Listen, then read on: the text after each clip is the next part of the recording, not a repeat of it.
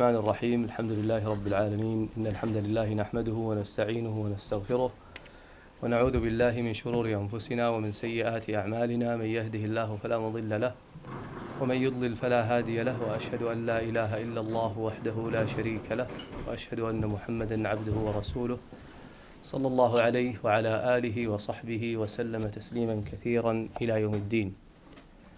يا أيها الذين آمنوا اتقوا الله حق تقاته ولا تموتن إلا وأنتم مسلمون. يا أيها الناس اتقوا ربكم الذي خلقكم من نفس واحدة وخلق منها زوجها وبث منهما رجالا كثيرا ونساء، واتقوا الله الذي تساءلون به والأرحام إن الله كان عليكم رقيبا. أما بعد، ففي يوم الخميس الموافق 27 من شهر ذي القعدة من العام 1447 تجتمع اللجنة المشكلة لمناقشة رسالة الماجستير الموسومة بالمسائل العقدية التي حكى الإمام القرطبي الخلاف فيها بين العلماء في كتاب التذكرة، والمقدمة من الطالب سلوان ديلي مهمتاي. وتتكون لجنة المناقشة من كل من الأستاذ الدكتور عبد الله بن صالح البراك أستاذ العقيدة بقسم الدراسات الإسلامية بجامعة الملك سعود مناقشا، والدكتور عبد الملك بن مرشود العتيبي أستاذ العقيدة المشارك بقسم الدراسات الإسلامية بجامعة الملك سعود مناقشا، ومحدثكم حمود السلامة مشرفا ومقررا. بداية نتقدم بالشكر الجزيل لأعضاء اللجنة قبولهما مناقشة الطالب وتفضلهما بالاطلاع على الرسالة ومراجعتها، فشكر الله لهما وأجزل لهما العطاء، والشكر والترحيب موصول لكم أنتم أيها الحضور الكرام. أرحب بالطالب وأصحابه، أرحب بكل من هل وحل، وأسأل الله عز وجل أن ينفعنا بما نقول ونسمع. بداية أتيح الفرصة للطالب ليحدثنا عن رسالته بشكل موجز، فليتفضل.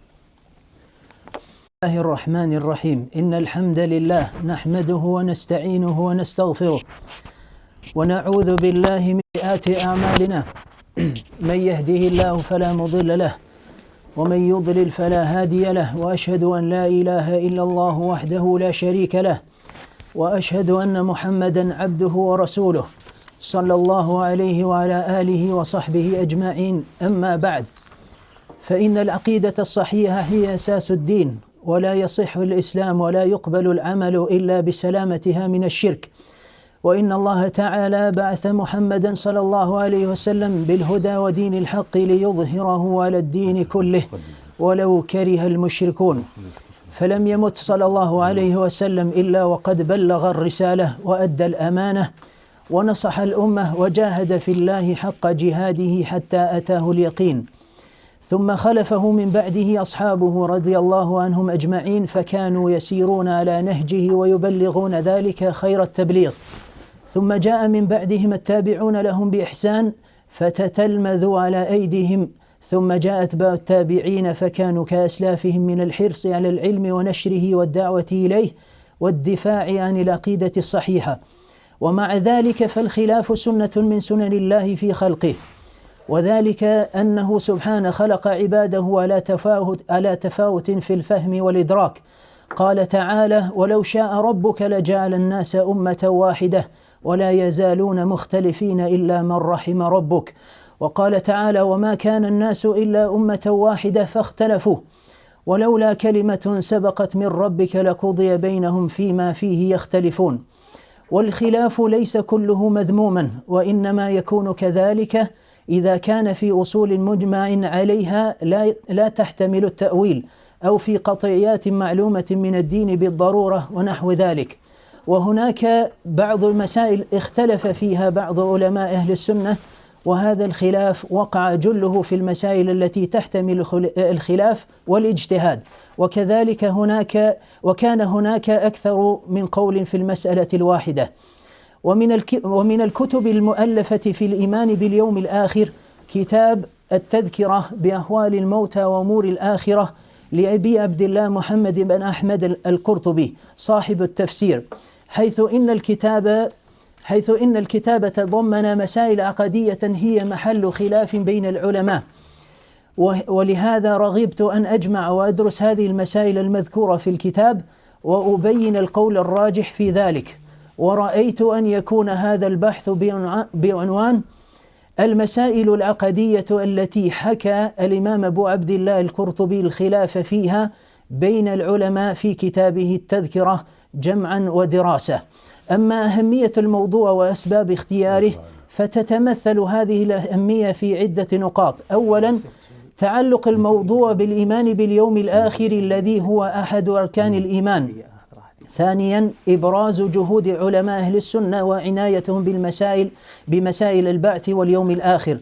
ثالثا، تعلق الموضوع بكتاب التذكرة للإمام القرطبي وهو من أشمل ما كتب في هذا الباب. رابعا، الرغبة في جمع ودراسة هذه المسائل وتسهيل الوصول إليها لطلبة العلم.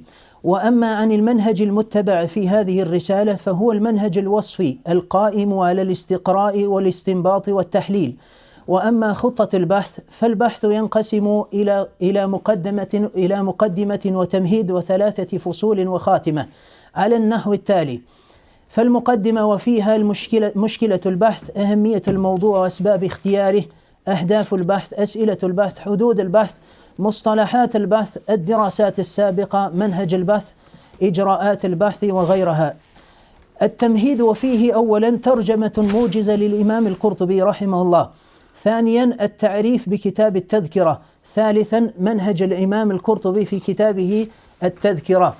أما الفصل الأول فقد تناولت فيه المسائل العقدية التي تقع في الحياة الدنيا وفيه 10 مباحث.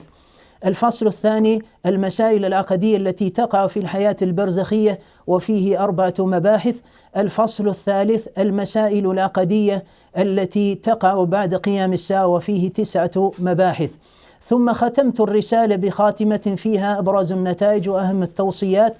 أما الفهارس فاشتملت فهرس الآيات القرآنية، فهرس الأحاديث الشريفة، فهرس الأعلام، فهرس المراجع والمصادر، وفهرس الموضوعات. هذا والحمد لله الذي بنعمته تتم الصالحات وبفضله ونعمته تنزل البركات. أحمده تعالى على توفيقه وتيسيره لإتمام هذه الرسالة، فله الحمد والشكر كما ينبغي لجلال وجهه وعظيم سلطانه. أشكر فضله سبحانه، له الحمد في الأولى والآخرة، له الحمد على ما أسبغ من النعمة وأتم من المنة ويسر من العسر. كما أسأله سبحانه أن يعفو عني ما وقع فيه من خطأ أو تقصير أو سهو، وأن يجعله خالصا لوجهه الكريم وذخرا لي يوم الدين نافعا لي وللمسلمين. وأسأله سبحانه أن يوفقني للخير وأن يلهمني السداد والرشاد والفلاح. وبعد حمده تعالى وشكره أشكر والدي الكريمين على حسن التربية والرعاية والنصح، وعلى صبرهما وصدق دعائهما، فقد قدما لي كل غال ونفيس، وكان لهما الفضل بعد الله سبحانه في كل خير وصلت إليه، فلا أملك لهما إلا الدعاء بطول العمر وحسن العمل وحسن الخاتمة وبلوغ أعلى الدرجات في الجنة.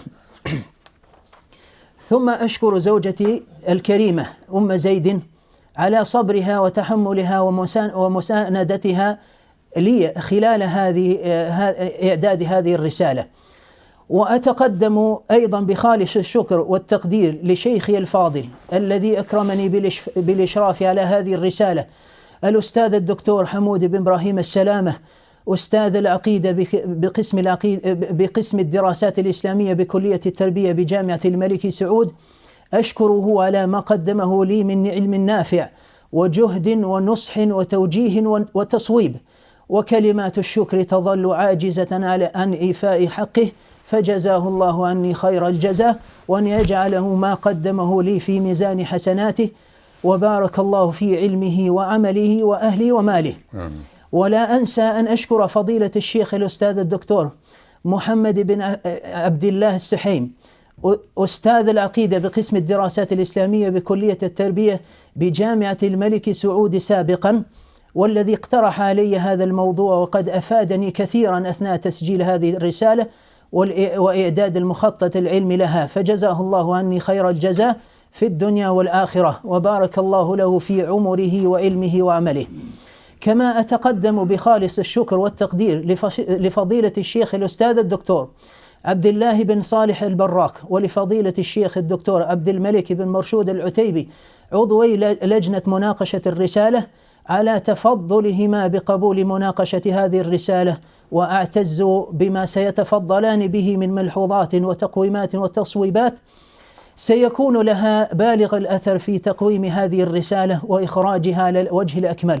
وأسأل الله تعالى أن يجزيهما خير الجزاء، وأن يبارك في علمهما وعملهما، وينفع بهما، ويجعل ذلك في موازين حسناتهما.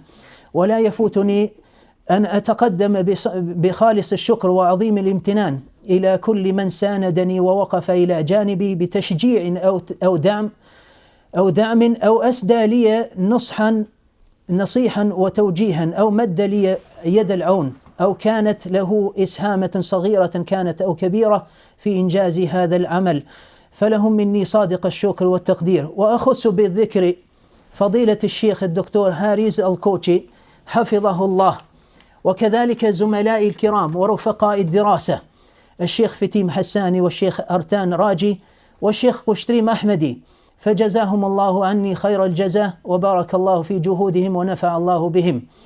وكما أني أشكر جميع من حضر في هذه المناقشة، سائلا المولى العلي القدير أن يجزيهم عني خير الجزاء، وأن يسددهم وأن يوفقهم لكل خير. وأخيرا أشكر المملكة العربية السعودية حكومة وشعبا على منح فرصة مواصلة مسيرة العلمية في جامعاتها العريقة، فأدام الله عليها نعمه وفضله. كما أني أشكر جامعة الملك سعود ممثلة بقسم الدراسات الإسلامية بكلية التربية على إتاحتها لي فرصة استكمال مسيرته التعليمية. هذا والله أسأله أن ينفعنا، وأن يرزقنا إخلاص النية وقبول العمل، وأن يلهمنا الصواب. والله حسبي ونعم الوكيل، وما توفيقي إلا بالله، عليه توكلت وإليه أنيب. وصلى الله وسلم على نبينا محمد وعلى آله وصحبه أجمعين، وآخر دعوانا أن الحمد لله رب العالمين. شكر الله لي أخينا طالب سلوان بمهمتاي هذه المقدمة وهذا العرض الموجز، وشكر الله له أيضا هذا الوفاء لهذا البلد المعطاء الذي يبذل الكثير في خدمة المسلمين في كل أنحاء العالم. فأسأل الله عز وجل أن يبارك في الجهود وأن يجعلها موفقة ومسددة. لعلنا نبدأ بشيخنا وأستاذنا الأستاذ الدكتور عبد الله بن صالح البراك يتفضل علينا مما تفضل الله. جزاك الله خير. الله يجزاك خير. بسم الله الرحمن الرحيم، وصلى الله وسلم على نبينا محمد وعلى آله وصحبه أجمعين. فأسعد في هذا الصباح في مناقشة هذه الرسالة مع الشيخين الكريمين الأستاذ الدكتور حمود السلامة مشرف على الرسالة، زميلنا ورئيسنا سابقا، والأستاذ الدكتور عبد الملك العتيبي عضو ومقرر لجنة المسار، في رسالة علمية تتناول أمرا مهما من أمور العقيدة والدين، وهو أمر اليوم الآخر والبرزخ وما إليها من أمور الآخر التي يجمعها الإيمان بالغيب. وهذه الرسالة شك فيها جملة من المميزات تميز بها الطالب، فالطالب استوعب موضوع رسالته، وكذلك تتبع ما قاله العلماء في هذه المسألة أو في هذه المسائل. ومن استقرائي أنه مع تتبعه مع أن جملة من المسائل أو كل المسائل المطروقة في كتب أهل العلم، إلا أنه زاد عليهم وحرص على أن يأتي بإضافة في كل مسألة يدرسها. فتتبعت جملة من المسائل سواء كانت ما قبل البرزخ وما بعده، فالطالب لديه شيء من الإضافة والزيادة مما يدل على حرصه وتتبعه لمسائل أهل العلم في كتبهم. وأظن الشيخ سلوان يحتاج الملحوظات أكثر من المديح. الملحوظة الأولى أنه لم يهتم كثيرا بضبط النصوص وشكلها، سواء كانت الحديث النبوية أو الأقوال التي ينقلها، وهذا مهم جدا في ضبط النص كون يأتي الضبط مشكولا فهو أجمل. الأمر الثاني أنه في مقدمة المباحث يكتب تقرير أو تقارير تقول أنت. الواقع أنها هذه التقارير لما يقرر مسألة الحوض أو الشفاعة ويأتي بالأدلة وأقوال المفسرين وتجد المراجع في الهامش من كل فن، أنا أقول لماذا أتعبت نفسك في هذا؟ فهناك إطالة وإكثار من الشروح والنقول، فكان بودي أنك اختصرت وجعلت تتميز في مناقشة الأقوال. الأمر الثالث عند عرضك للأقوال لاحظت أمرا، أنك تنسب قولا، مثلا تقول قال مثلا طريقة العرض عندك مثلا من يرى أن العذاب يكون على الروح والجسد، تجد أنك تقول قال به فلان وفلان، في حين أن اللفظ ليس مثل ما ذكرت وليس مثل ما نقلت عنهم. لما تقول وقال به أحمد، يعني تجد أن بعض المسائل العقدية اللي أسألك فيها يبدو أن فهمك غير دقيق. يعني لما زيارة القبور للنساء، لما يقولون مثلا التحريم أو يقولون الكراهية، تجد أنهم لم يقولوا بالتحريم، يقولون مثلا بلفظ أقل من كلمة التحريم. في مسألتين أو ثلاث وجدت أنك تنسب القول ولكن ليس بالدقة. فإن كان القول ليس ظاهرا في موضوعك، يعني اللفظ المصطلح الحديث تقول القول الأول بالوجوب، تجد أنه ليس لفظ وجوبا لكن له لفظ آخر الإمام، فكنت أود أنك تذكره في الهامش، يعني اللفظ الذي هو محل النص. أيضا وجدت في بعض المسائل لما حسب فهمي أنا والدكتور حمود يخبرني، الآن أنت مرتبط بالمسائل العقدية التي ذكرها الشيخ، يعني لما يقول مثلا في المهدي مثلا وفيه أحاديث أو في الشفاعة يذكر 3 أقوال، أنا ما أدري ما السبب أنك تورد الأقوال في الشفاعة وأنواعها كلها. أنا أرى أن هذا غير ملزم به. أنت تقول ذكر الشيخ نوعين من الشفاعة ثم تدلل عليها، ثم تقول لي في صفحة واحدة وهناك أقوال لأهل العلم في أن هناك شفاعات أخرى يزيد عددها 4 أو 5 أو 6. أما أن تأتي بما لم يذكره القرطبي فأرى أنك أجهدت نفسك. هذا وجهة نظري. موضوع أيضا قضية تكررت عندك ووقعت في بعض المزالق العلمية والأخطاء المنهجية بسبب الطبعات التجارية. أنت اعتمدت يعني مثلا كتب ابن القيم، يعني سأمثل لك أمثلة أنك تركت الطبعات المعتمدة ووقعت في الطبعات التجارية، وبذلك أنا يعني إلى يوم أمس وقبل أمس أنا أراجع نسختك حتى أضع نسختي المحققة.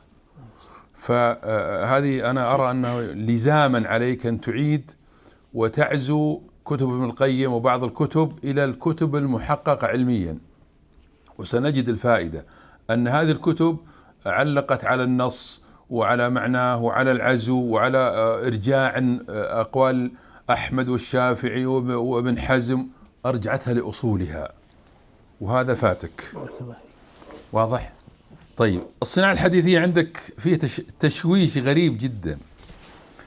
طبعا قد يقول واحد أنت غير متخصص، نقول لا بأس غير متخصص، لكنك بنيت أحكامك الحديثية التقليدية لأنك مقلد، بنيت عليها أحكام عقدية، وهذا محل المؤاخذة. فحكمت على أحاديث بالصحة أو الضعف وانبنى عليها الحكم في آخر المسألة بناء على حكمك على الحديث وعلى الأثر.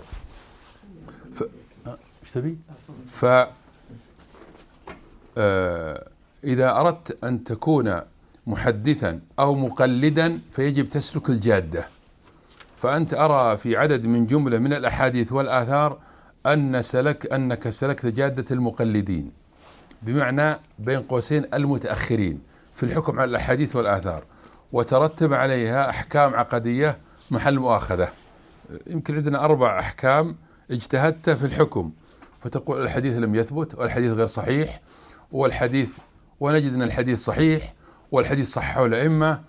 وسترى أن الأئمة لما أوردوه لا أظن أنهم غفل عن يعني الترمذي والنسائي إمام العلل، ولا ابن حبان، ولا الأئمة الكبار كلهم كيف تركوا هذا الرجل الذي انتبه له الشيخ سلوان وضعفه. وسأنقل لك الآن نصوص، فلا تظن يعني مثلا لما أنا أتصور أنك تشبعت بأن الترمذي متساهل، وأنت تعلم أن الترمذي إمام العلل، إمام العلل، فلا يمكن أن يمر حديث في السنن فيه راو متكلم فيه ويقول لك حديث حسن صحيح، يستحيل. وذاك ماذا يقول؟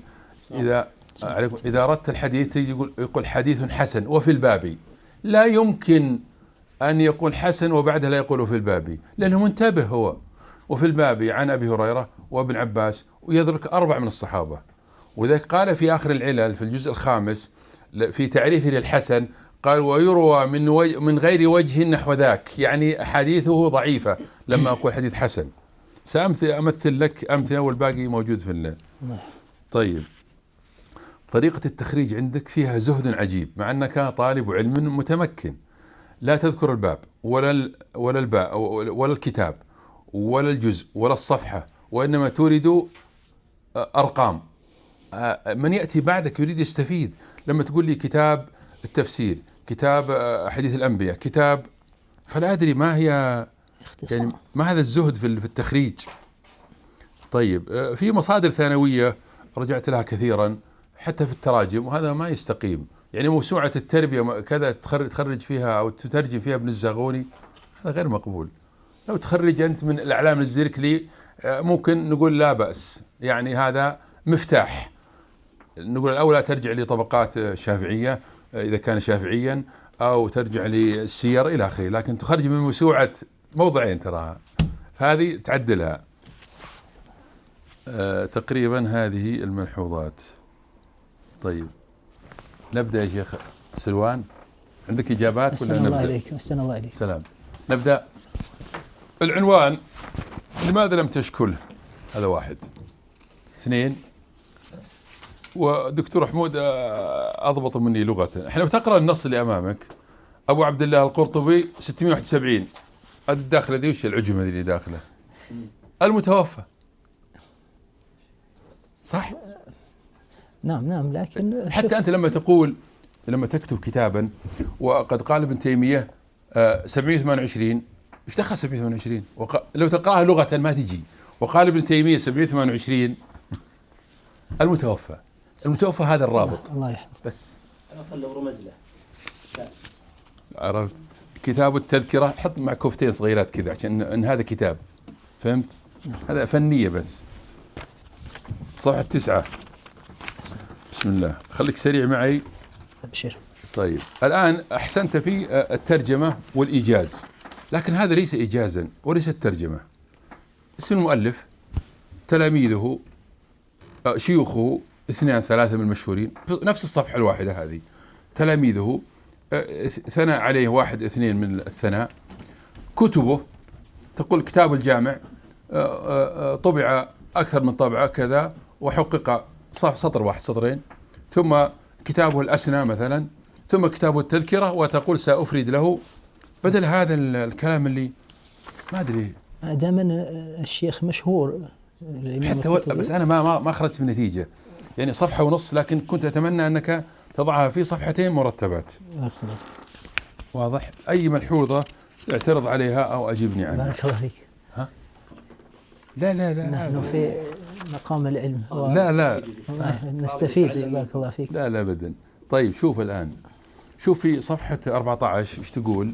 6 تنوع، اقرأ العنوان. 6 تنوع مصادره في كتابه من بين النصوص الشرعية وأقوال السلف. بس نوقف. طيب، لو قلت لي نقل من البخاري كثيرا أكثر من مسلم. ذكرت هذا شيخ. أين؟ ذكرت، بس ما أذكر الآن، لكن ذكرت أنه في أكثر من 60 موضوع. بس أنا أريد هالأرقام. تقول لي استخدم أو نقل من الصحيحين، نقل من السنن. أنا ذكرت هنا بس ما أذكر في ما هي مشكلة. لا، بالضبط. شوف، دائما مهم جدا في طالب العلم أنه يقول مصادر المؤلف. تمام. بمعنى مكتبة المؤلف. ذكرت كل هذا، قلت أكثر من 60 موضع ذكر. إلى الآن ما أجبت على السؤال.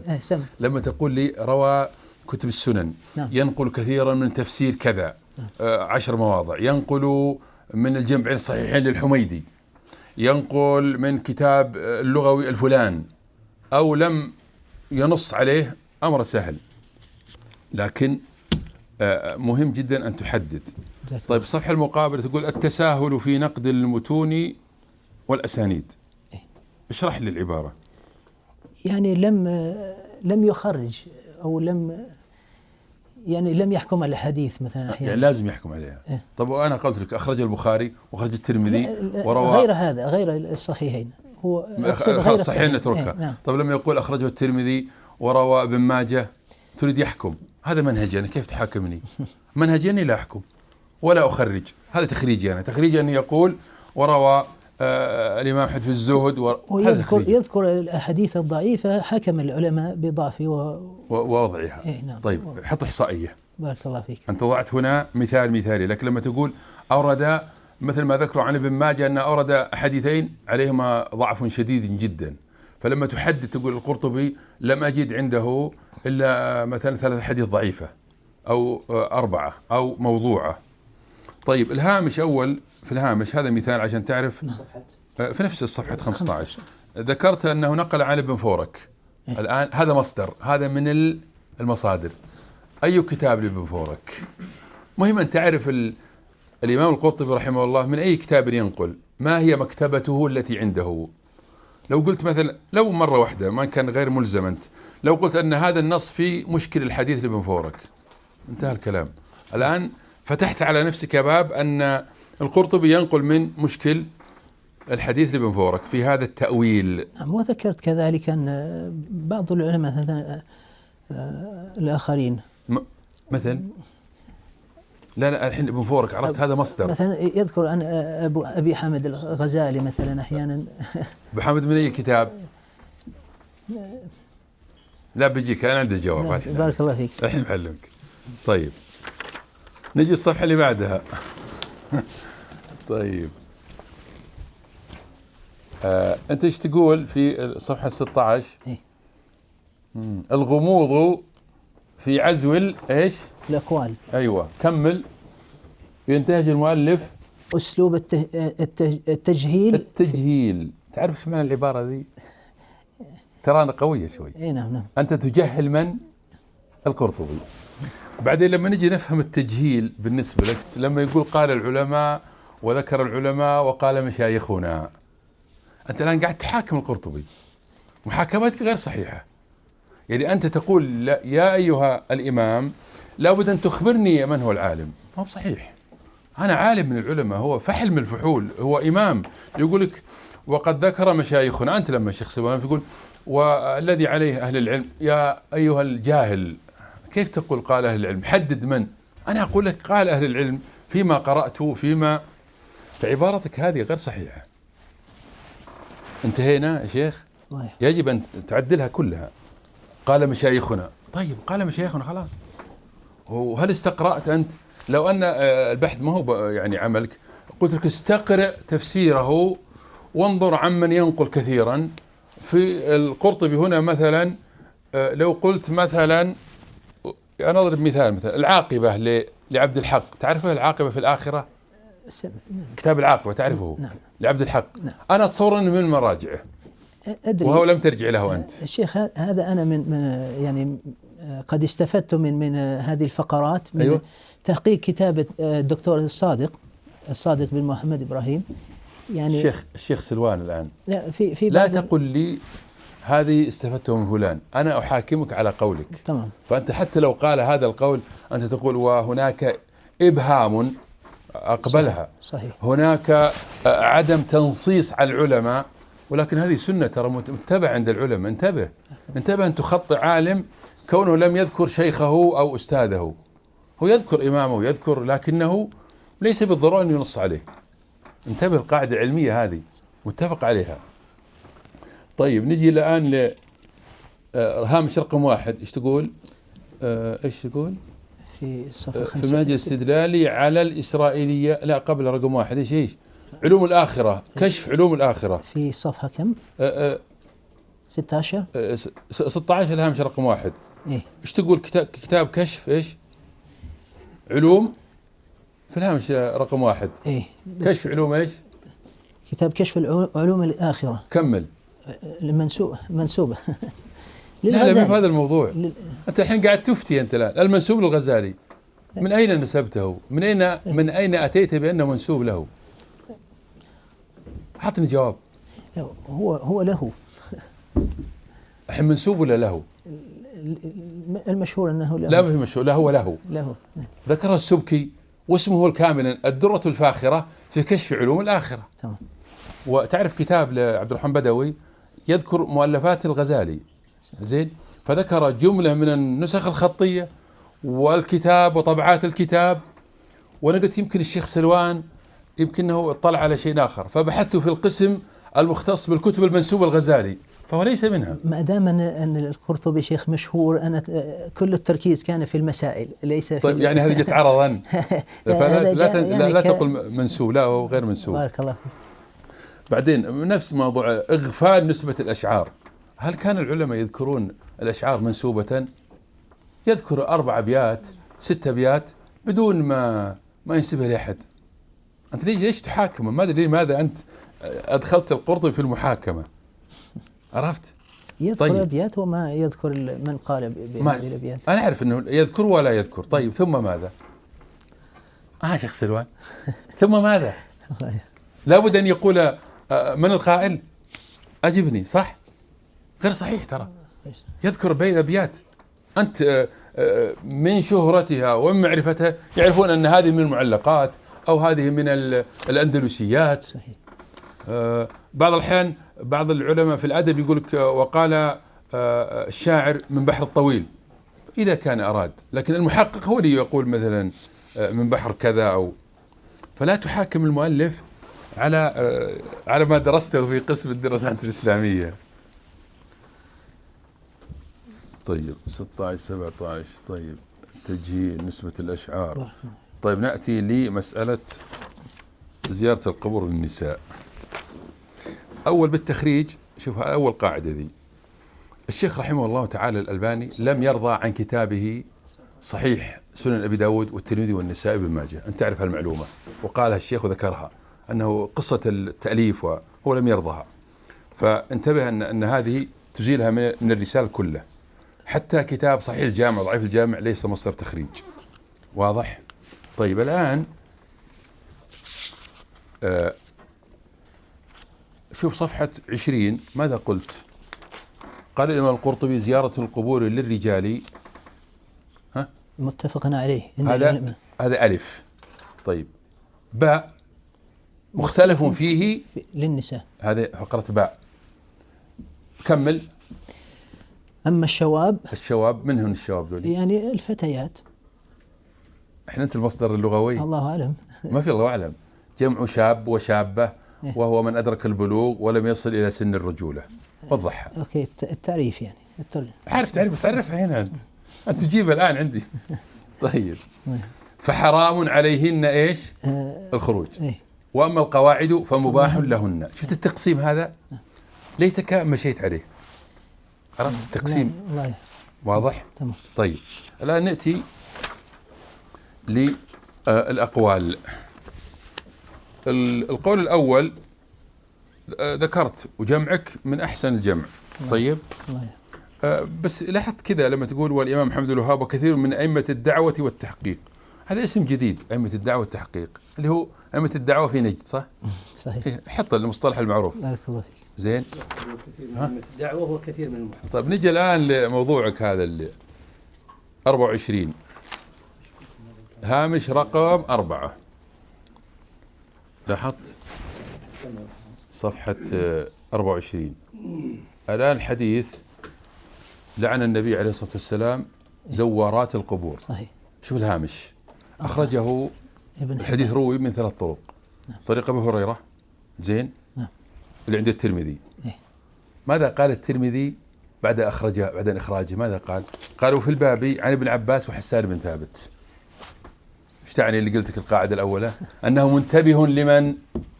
منتبه لعمر بن أبي سلمة، منتبه له الترمذي.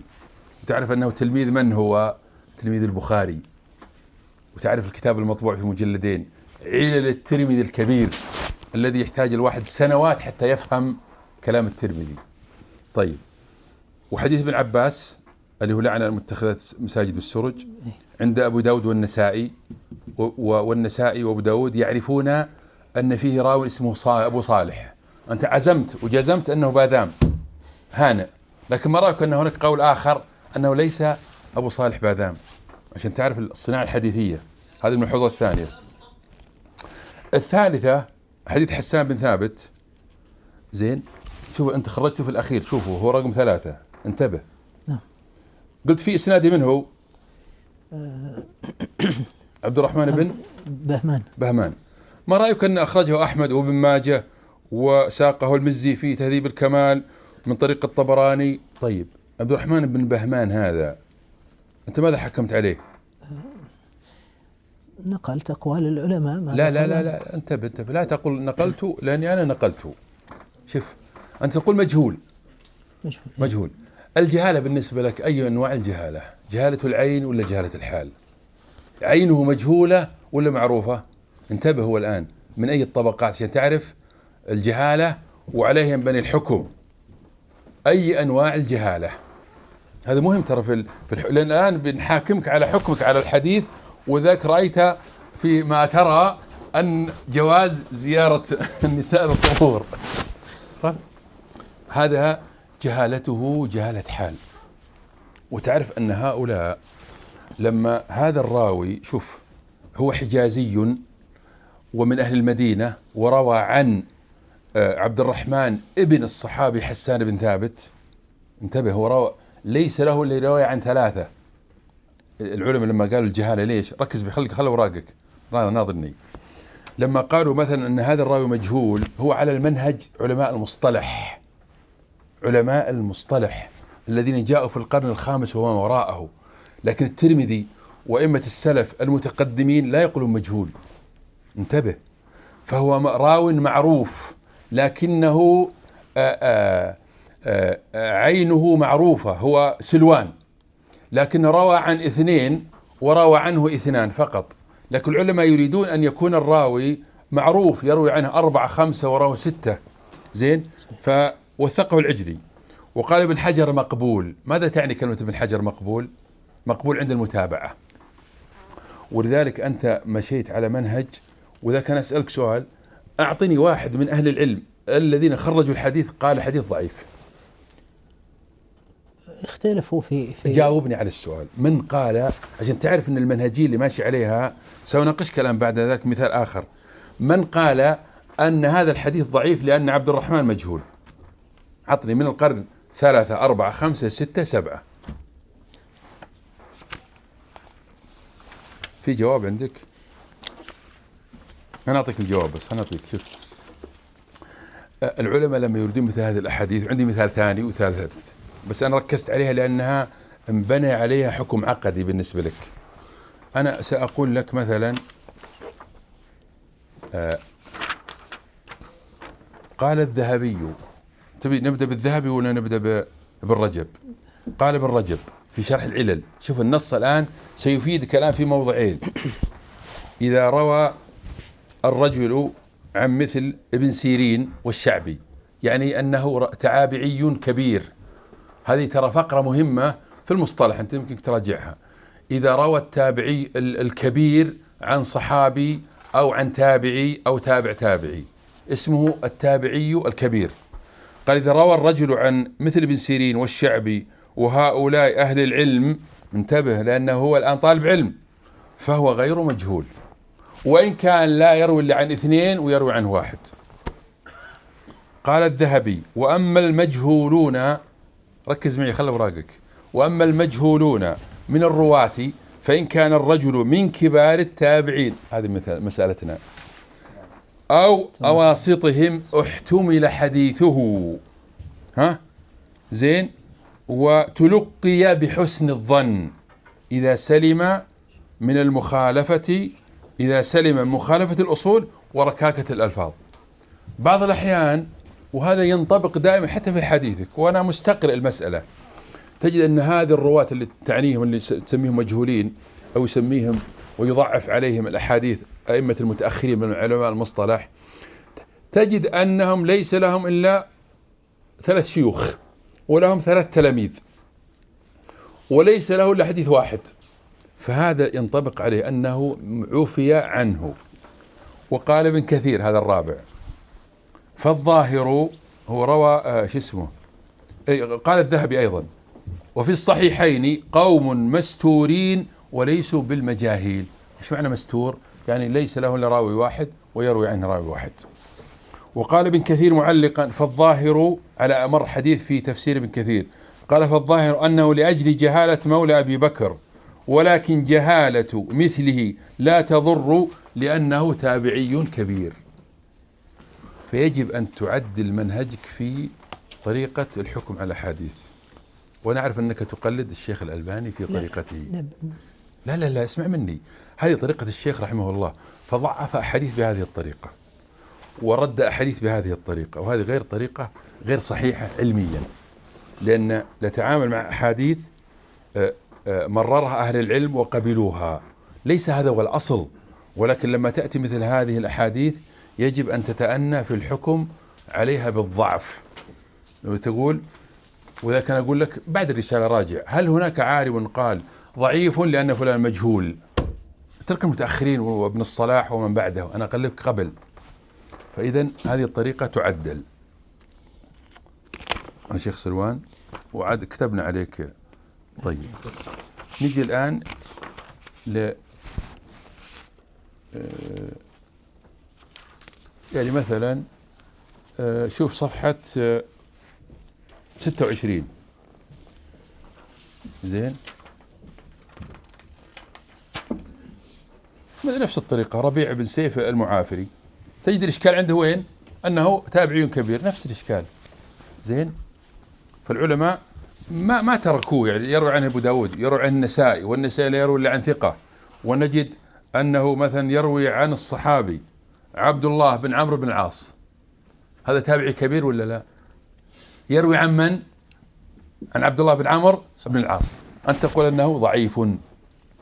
زين، فهذه القاعدة لابد أن تكون حذرا في التعامل معها، ليست على إطلاقها وليس على ردها.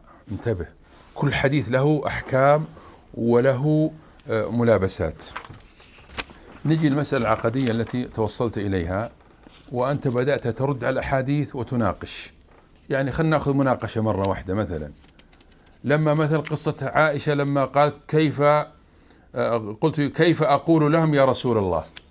أنت الآن تقول، أنت الآن قاعد تتبنى رأي من يرى جواز الزيارة. طيب، لماذا لم ترد من أجاب على هذا الحديث وأنه ليس فيه صراحة بالزيارة؟ تقول كيف أقول؟ أليس يرد أنها إذا مرت بقبر؟ بس فيما أذكر شيخ جاء صراحة: كيف أقول لكم إذا زرت القبور. والرواية وين؟ حقت مسلم هذه؟ اسمع مني، رواية مسلم ولا غيره؟ خلينا في الصحيح حنا. فأتكلم أن أهل العلم أجابوا على الحديث هذا، ما تركوه. وكل الأحاديث التي أوردت الإيراد عليها يورد عليك.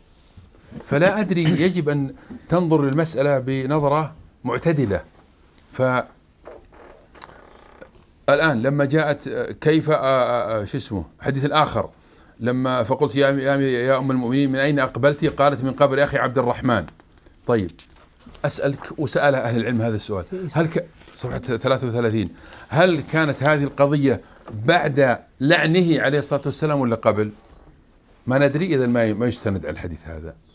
فالأقرب أن الحديث كلها يعمل بها كما وردت. أما تأتي لأحاديث التي تصلح لك وتقول أن هذه تؤيد رأيي، لا، إما أن ترد الجميع وترد على الجميع، ولا لا يا شيخ سلوان؟ صحيح. لا، مو بصحيح. أنا أورد الإشكال عليك ليس للإلزام، لكن أقول لك حتى تأخذ دربة في مثل هذه المسائل التي فيها خلاف كبير، ولذلك انبنى عليها حكمك هذا الذي قلت: وترجيحي للقول بالجواز، أنك ترى جواز زيارة القبور للنساء، ثم ذكرت التعليلات، مع أنك يعني هذه القيود لا تقدم ولا تؤخر. نحن نريد أنك تأخذ رأيا الذي رآه القول الأول، بالإضافة إلى ما يتعلق بالاختلاط وضعف المرأة، وذكر شيخ الإسلام هذا وابن القيم، عرفت؟ فجمهور العلماء تجي كذا بكلمتين وترجيحي، لا، هذه محل تأمل. يجب أنك ترجح بأدلة وتجيب على كل دليل. فطالب العلم يجب أن يقرأ كل ما قيل. شيخ سلوان، لا تتعجل في الحكم على المسائل الكبار، هذه مسألة ترى ليست هينة. بعد توجيه العلماء لهذه الأحاديث وهذه الأشياء يعني أميل إلى هذا الرأي شيخ. ما الذي يميل؟ إلى جواز. أنت؟ إيه نعم. أنا أقول لك ميلك مخالف لأهل العلم، فيجب أن تأتي لنا بأدلة قوية تقنعنا برأي سلوان. بس ذكرت بعضها. لا ما ذكرت يا شيخ سلوان، لا أنت مررت مرور الكرام، عرفت؟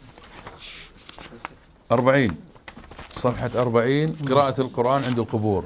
السلام ورحمة الله. سلوان يجتهد بين أيديكم. لا يجتهد عادي. طيب الآن خلينا نشوف الاجتهاد أيضا في آثر الموقوف الذي عند ابن عمر، نفس الطريقة ما تغيرت. تقول وهو حديث ضعيف، وذاك نفس السؤال، هل أحد سبقك قال حديث ضعيف؟ وهو حديث طبعا هو أثر. طيب اللي هو أوصى ابن عمر. طيب معي رقم 40. نعم معي. نعم. نفس ما قلته لك سابقا أقول لك الآن. من هو الراوي؟ عبد الرحمن بن العلاء بن اللجلاج الغطفاني، روى عن أبيه. زين.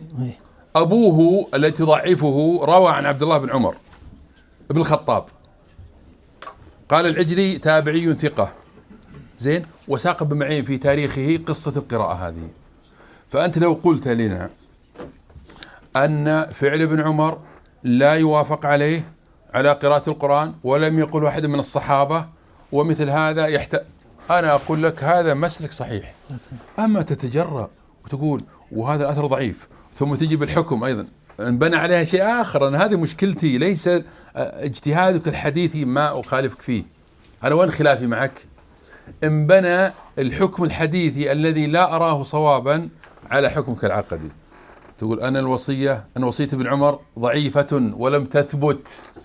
أنا أريد واحد قال قبلك هالكلام. في أحد قالها؟ أنت تقلد الشيخ الألباني صح؟ لا شيخ، لا غير متأثر، لكن ما دام أنه ولا يصح، وانتبه، ولا يصح الاستدلال. لا ليس من هذا، نحن في مقام خلاص الله يحفظ. لا عادي، ليش؟ لا أقول عادي بالعكس، هذا مفخرة يا شيخ سلوان. لكن هذا ليس تخصصي. لا هذه مفخرة أن الشيخ الألباني رحمه الله إمام أهل السنة أنه من بلدك. طيب تقول ولا يصح الاستدلال بها في الجسم هذا. الصفحة كم؟ صفحة 40 41. طيب نفس ما قلت لك في حكم المجاهيل، أنا حطيت لك مشجرة خفيفة كذا بس. الله يحفظ. طيب تأملها. الله فيك. طيب أنت في صفحة 60 رجحت عدم وصول الثواب، نفس الإشكال اللي قلت لك، رجحت عدم وصول الثواب. زين. عدم وصول الثواب. ها شيخ سلوان، لماذا لم تقل مثل ما قال الشيخ ابن عثيمين أن إهداء ليس من هدي السلف؟ وطبعا ابن القيم أفرد لها باب في كتاب الروح. زين. في موضوع ذكر الصوم، الحج إلى آخره. أنت عزمت وجزمت أن إهداء ثواب القرآن مقطوع به. زين. فلو أنك قلت يعني المسألة فيها ولعل لا يكون يكثر الإنسان، الشيخ ابن عثيمين يقول لا يكثر الإنسان منه وينسى نفسه، عرفت؟ فلما إنسان جاءك في سنة من السنوات أهدى قراءة القرآن تقول لا هذا مبتدع. لكن قال لك واحد أنا كل شهر أهدي القرآن، هنا تقول والله أنا أتوقف المسألة. عرفت كيف النفس العلمي يعني يصير إيش في مجال. وفتوى ابن عثيمين وترجيح ابن القيم لو رجعت له كان طيب. 72 نسرع شوي يا شيخ. يلا خلاص. الشيخ حمود يقول اخلص علينا. 72 أطلت في المهدي والأحاديث والمسألة مبحوثة ومقتولة بحثا، فأنا أريد بس تناقش كلام القرطبي، بس ركز على هذه القضية. أنا لا أقول لك أين هو وأين اسمه ومن أين يخرج ما أحتاج هذا ولن أحاسبك، أريد ماذا؟ الاختصار. طيب 108 في نظم ذكرته، وش المناسبة؟ أنا ما عرفت 108 وش حاجة النظم؟ لا علاقة يعني استدلال دقيقة، يعني من أدلة القول الأول أنهم استدلوا بهذه الأبيات بهذه المنظومة. نعم. إنه ينزل. لحظة هذه المنظومة في القرطبي ولا من عندك؟ لا من عندي. لا أي ما يحتاج، احذفه. طيب أنت ذكرت في الهامش شيء الروحاء. الروحاء طبعا هذه تبعنا، ما هي تبع ديار الشيخ، أو يسمى فج الروحاء. فسره. نعم. فج الروحاء أو وادي الروحاء على طريق الهجرة، يبعد 70 كيلو من الطريق من المدينة. أعتقد ذكرت في مكان ثاني شيخ. أعتقد أنك ما ذكرت شيء. أنت تقول وكان هو بين مكة والمدينة، يعني دور بال 400 كيلو. طيب 128. لكن تحديدا ما شلون؟ ما قلت تحديدا، لكن في هذه الأماكن يعني في 400 كيلو. الله يحفظ. لا أنا خرجت لك من الموضع، عرفت؟ بارك الله فيك. إيه شوف 100 أي مثل الآن أي صح موضوع يأجوج وماجوج 128 هامش رقم 1. أنت ذكرت قول من يقول أنه من الصين، ما علقت عليه، ماشي الموضوع عندك ولا؟ من يقول أن يأجوج وماجوج علقت عليه وين؟ صاحب التفسير. لا قال بعض العلماء كشف المنن هذا، علقت على كلامه. أنت أوردته لنا فأوردته بنحاسبك، تقول هم من سكان الصين. قال صاحب التفسير السعدي هذا. وتعرف قصة الفتوى هذه فيما أخبرنا. نعم تعرف القصة؟ إذا لا تدخل في مشاكل ما لنا حاجة فيها. الله يحفظ. ولا لا يا شيخ سلوان؟ اي بارك الله فيك. طيب 138 تفصيلات فصيل ناقة صالح ما في حاجة. طيب 185 نبي نطير شوي. 185 يا شيخ سلوان 185 185 ذكرت قول مثل هذا مثال مثلا يقول وقد بين العلماء أن الحديث خاص اللي هو حديث القبر، أن العبد إذا وضع في قبره. قلت وعلى ذلك حمله العلماء. من هم العلماء؟ في صفحة 185 85. من هم العلماء؟ عزوت الكتاب الألوسي، هل هذا هم العلماء ولا الألوسي ذكر علماء؟ هذا التعويم اللي عندك هذا راجعها. 196. طيب الهيثمي أنت ملزوم تذكر نقله لحاجة، اشطب عليه بس ما لنا حاجة فيه، صح؟ 196 نعم صح؟ طيب شيخ سلوان صفحة 200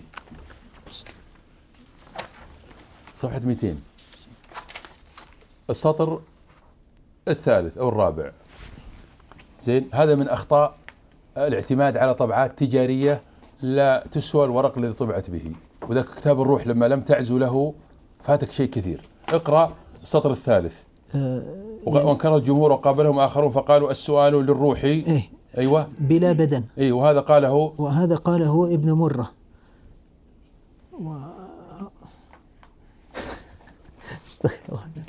قال من هو؟ ابن مرة. وابن حزم. ابن حزم في الهامش ترجمت ابن مرة من هو؟ الشيطان. لا قال أبو بكر من ألقاب الشيطان أبو مرة. يا شيخ لا الشيخ ما تمشي الكلام. ارجع الصفحة اللي قبلها. لا علمك هذا هو موجود قدامك، شوف الصفحة اللي قبلها. شيخ ظهر لي أنه لا ظهرك ولا هم يحزنون. 198 اقرأ أول الصفحة. وهذا قول لطائفة من العلماء من الحديث وغيرهم منهم ابن حزم. من هو؟ وابن 198 أولها 98 أي أولها 198 منهم ابن حزم وابن ميسرة. من هو؟ ميسرة. وذاك من هو؟ مرة. خطأ، حتى ميسر خطأ. ايش رايك؟ ترجمتك له ترجمت أنت لواحد عالم في القرن الأول توفي عام 32 و100. ايش علاقة ابن حزم بن ميسرة 138؟ ابن مسرة، انتبه مسرة. بعدين أصل الترجمة غلط. وش علاقة ابن حزم في عالم توفي عام 132؟ هو محمد بن عبد الله بن مسر القرطبي الصوفي المتوفى سنة 319. من الذي أوقعك في هذه المشكلة؟ الخطأ هذا منين؟ تدري منين؟ من الطبعة التجارية. بس كل العلم اللي أعطيتك إياه ترى مو بعلم هذا العلم موجود في الطبعة المحققة التي عمل عليها الشيخ بكر في مشروعه اللي طبعته شو اسمه عطاءات العلم. شيخ سلوان، عرفت القضية وين وصلت؟ شفت أهمية الكتب المحققة؟ حتى أني استفدت من هوامش الطبعة المحققة. تخيل كتب ابن حزم يرجعون لها، كتب القرطبي في التفسير، كتب الحنابلة. يا رجل أنا أريد لما أن تذكر رواية عن أحمد أن تذكر موضع أو المغني، لكن هم يرجعون لي. لا تذكر، لا تقلب الصفحات بس خليك معي. عرفت؟ أنا أعطيك أهمية الكتب المحققة لأجل هذه المسألة حتى لا تقع فيها هذا الوهم الذي واضح؟ صحيح. طيب 212 دقائق يا شيخ حمود. في هامش رقم 7 تكحيل العينين بشرح عقيدة الرازيين. وش الإضافة العلمية في هذا الكتاب؟ عنده شيء غير موجود ولا شيء؟ أنت الآن تعرف لنا وأدلة السنة في إثبات الشفاعة متواترة كثيرة. واحد معاصر وش المعلومة اللي جابها؟ أنت عزوك ونقولك تفوق هذا المؤلف. طيب 216 نفس القضية، التوسع في الشروح والنقول في الشفاعة. ويعني مثلا حديث شفاعته لمن مات في المدينة. طيب هذا حديث طبعا بالعكس. الآن أنت تضعف، احنا بنعكسك الحين. قال عليه الصلاة والسلام: من استطاع أن يموت بالمدينة فليمت بها فإني أشفع لمن يموت بها. هذا من صححه؟ الشيخ 216. إيه، من صححه الشيخ الألباني. احنا بنعكس الموضوع. هذا حديث معلول. قال الدارقطني في العلل، وانتبه لكتاب مهم ما رجعت له، الصارم المنكي. تعرف الكتاب لمن؟ هذا يهمك لأنك أنت في موضوع الزيارة والقبور. الصارم المنكي في الرد على ابن السبكي. لمن؟ لابن عبد الهادي. هذا فلتة زمانه، تعرف توفي قبل 40 سنة، ما تم 40، لكنه عقلية جبارة حق الرد الوافر وصاحب الصارم المنكي. ذكر هذا الحديث رواية عن العلل الدارقطني. أنت الحديث الإسناد قال أيوب: نبئت عن نافع. هذه لا تجد إلا في كتب العلل. نبئت عن إيش؟ نبئت عن نافع، معناه الطريق المستقيم. أيوب عن نافع عن العمر غير مستقيم، وإن كان في، عرفت؟ طيب راجع كتاب الأحاديث الواردة. شوف هذا كتاب موسوعي مهم لك، الأحاديث الواردة في فضاء المدينة. هذا رسالة. طيب 230. طيب 245 أنا عندي إشكال، أنا ودي إنك تشاركني فيه. شوف أول صفحة 145. قال القرطبي: إن الحسنات 245. صحيح. اقرأ. قال القرطبي: قال إن الحسنات والسيئات أعراض. انتبه شوي اقرأ حبة حبة. أعراض. أيوة. ولا يصح وزن الأعراض. ولا يصح وزن الأعراض. ركز شوي. أيوة. إلا بميزان ملكوتي. أيوة. أنا أقول فيها اللفظة فيها ملمح ملمح كلامي. نعم. عرفت؟ فأنا ترجيحك جميل، وأنت جمعت كل ما قيل في الميزان. هناك رجحت أنه يوزن العمل والعامل وإلى آخره. كلام جميل. لكن هذا الاعتراض أنا أحسه بعد من أتيت به. شوف الهامش. لا في شيء. إيه شوف الهامش رقم 3، المسالك في شرح موطأ مالك. هذا الكندهلوي ولا من هو؟ صح؟ إيه ولا لا؟ الكندهلوي الشارح ذا المسالك. فهذا يأكد المعلومة لي أنه فيها مسألة عقدية. معي أنت؟ 252 كذلك أهل الأعراف مقدمات وأطلت، ثم في الأخير ماذا قلت؟ قلت أتوقف. مسالك ابن العربي. ابن العربي؟ من ابن العربي؟ ابن العربي المالكي. ها 250 شيخ. 252 بس خذها شفهيا. أهل الأعراف تعرف أن أكثر الصحابة والمفسرين على القول الأول، من تساوت حسنات إلى آخره. لما ذكرت الأقوال مع أنها لست ملزم بذكرها وسردها والإطالة، قلت والله توقف الموضوع محل توقف. طيب قل والقول الأول له وجاهة وله حظ من النظر وقال به جامع أهل العلم لكني لا أقول به. ماشي، ذكرته شيخ هذا في القول الأول. أيوة، جمعك من أجمل الجمع ودل على أنك متفرغ للبحث. لكن لما جيت توقف أنا قلت كيف توقف؟ لم يتبين لي قول صحيح. لم يتبين لي. طيب ماشي ماشي شيخ، الحين الصحابة والتابعين ولم يتبين لي. الله المستعان. طيب 266. أحسن الله إليك شيخ. أشكر فيك. لا ما بس بيخالف، يعني أقصد أن الشيخ سلوان المسألة في ظني أنها ظاهرة وبينة ولا يترتب عليها شيء. أنت لو لحقت عليه يا شيخ بقيت أحكام سابقة. الشيخ سلوان طيب ما بقى شيء. طيب بارك الله فيك. شو اسمه؟ أطفال المشركين، بسطت الأقوال، ما لك حاجة في الموضوع، اختصر الموضوع بس. أنت ارتبط بالقرطبي فقط، لا يحاكمك أحد على غيره. طيب 290 وهي الخاتمة. 290. أيوة.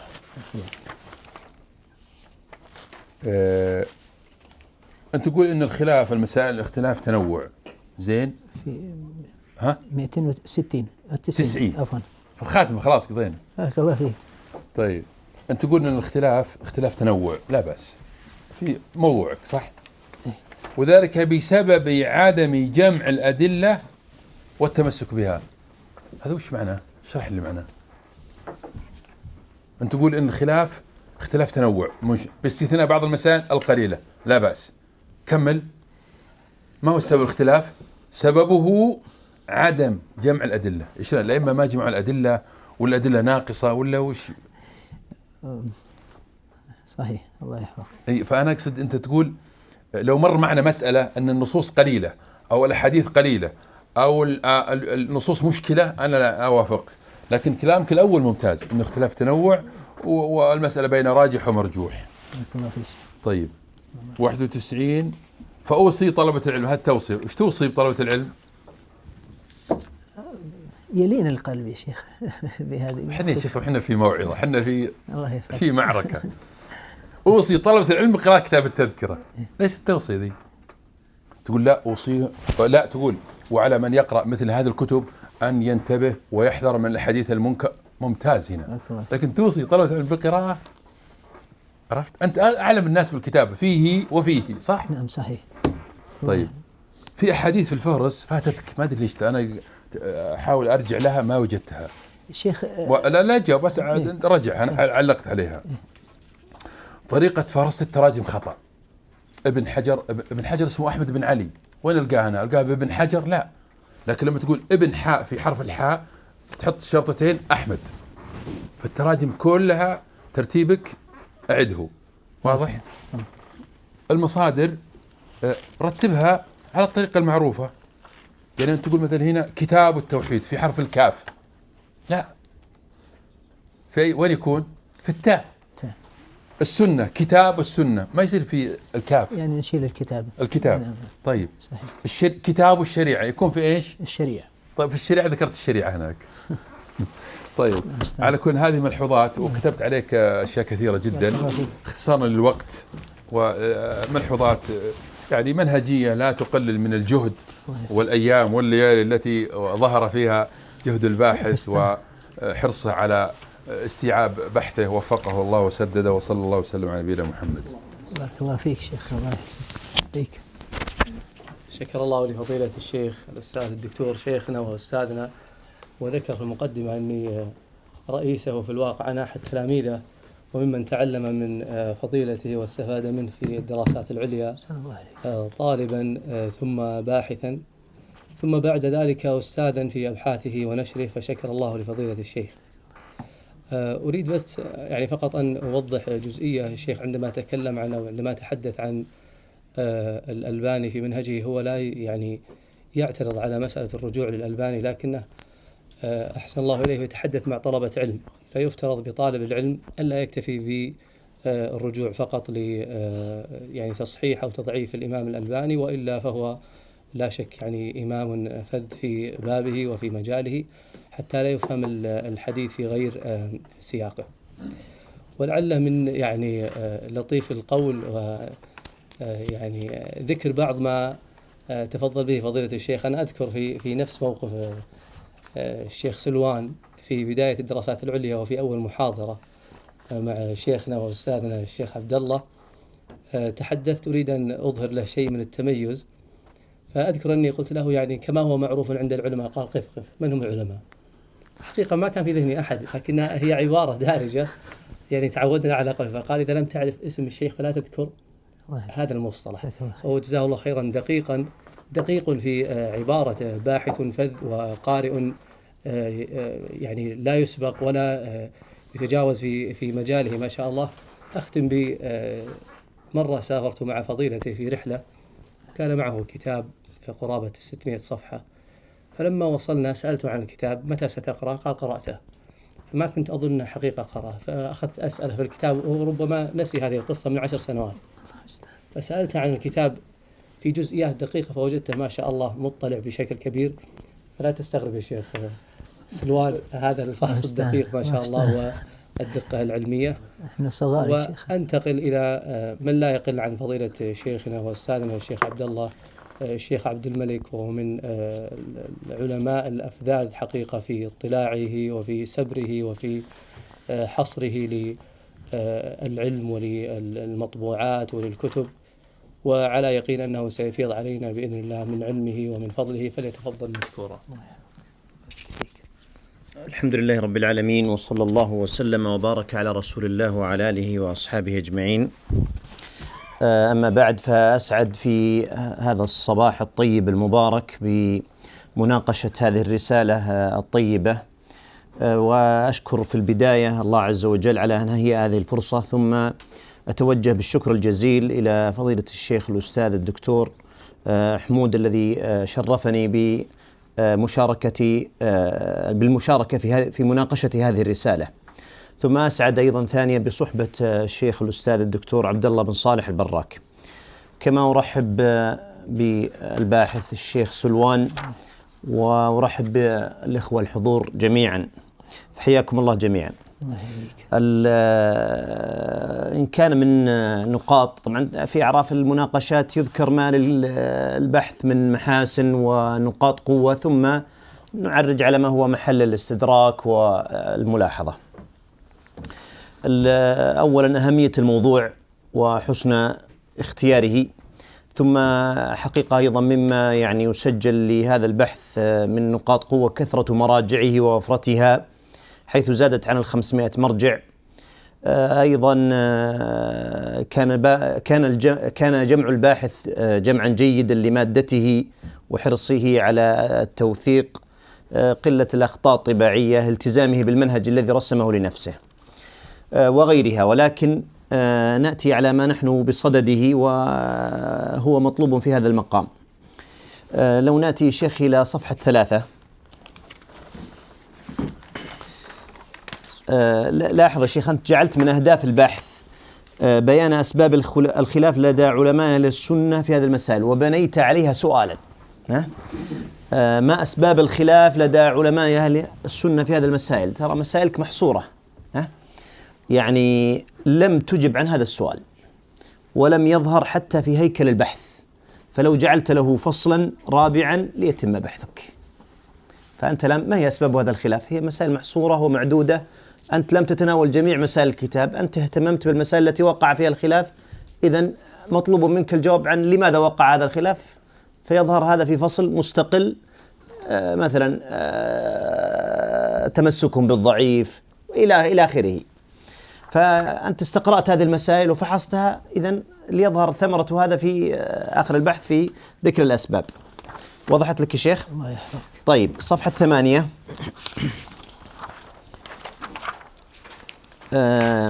و9. طبعا أنا أقول الترجمة موجزة إيجازا مخلا.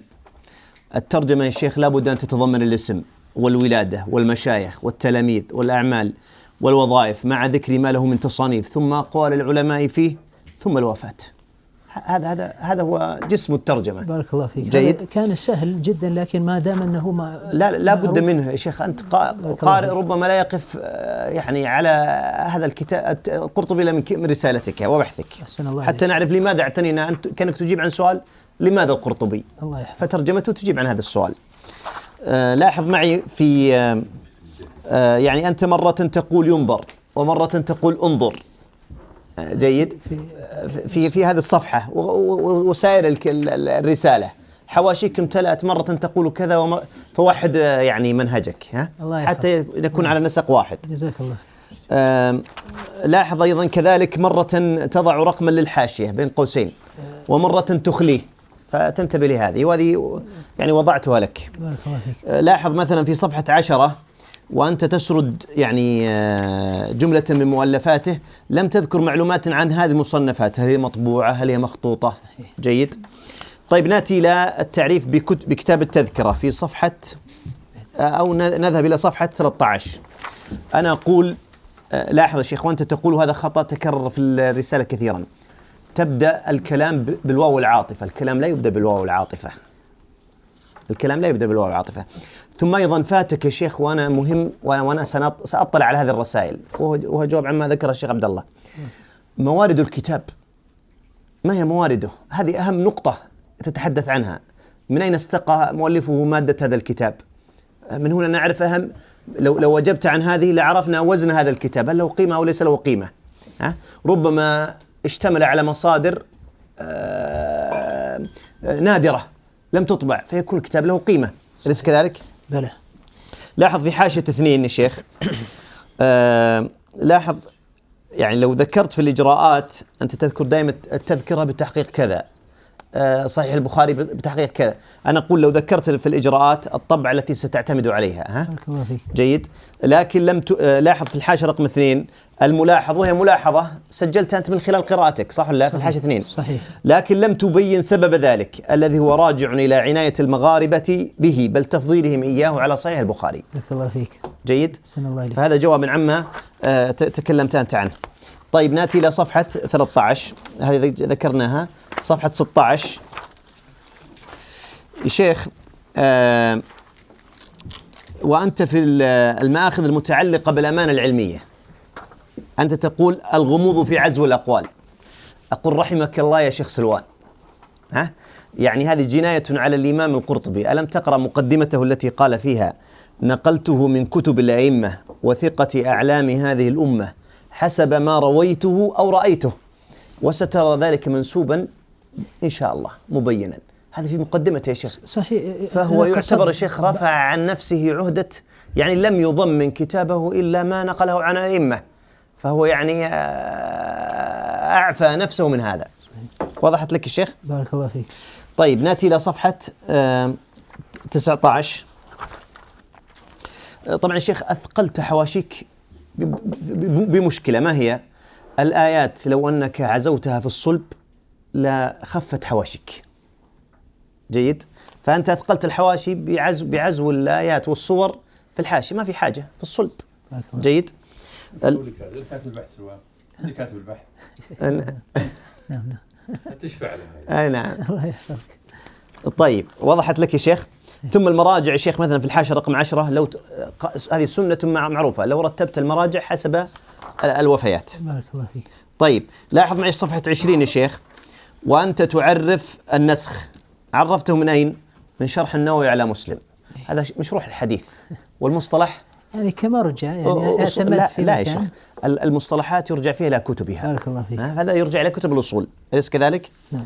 طيب لاحظ مثلا يا شيخ، وهذا تكرر كثيرا في البحث، في الترجمة مثلا، مرة تذكر المولد وتغفل الوفاة، ومرة تغفل الوفاة، ثم أيضا مرة تعتني بتلقيبات الأئمة فتصدرها في الترجمة، ومرة تؤخرها، ومرة تخليها فتوحد منهجك. جيد. طيب لاحظ يا شيخ معي صفحة 21، من قولك في بطن الصفحة: ومن الأمور المهمة التي صفحة 21 ومن الأمور المهمة التي يجب على المسلم معرفتها، ما يجوز وما لا يجوز إلى آخره.